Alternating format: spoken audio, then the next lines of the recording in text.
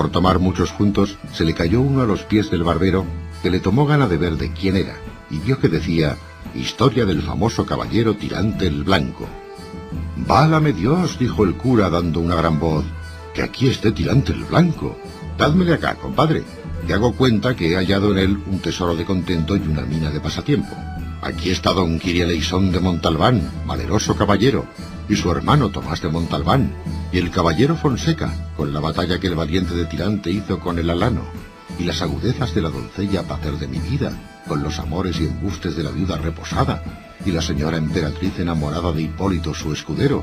Digoos verdad, señor compadre, que por su estilo es este el mejor libro del mundo. Aquí comen los caballeros y duermen, y mueren en sus camas, y hacen testamento antes de su muerte, con otras cosas de que todos los demás libros de este género carecen.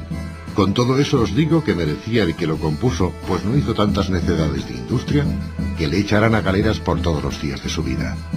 Llevadle a casa, y leedle, y veréis que es verdad cuanto de él os he dicho». «Así será», respondió el barbero, «pero ¿qué haremos de estos pequeños libros que quedan?» «Estos», dijo el cura, «no deben de ser de caballería, sino de poesía».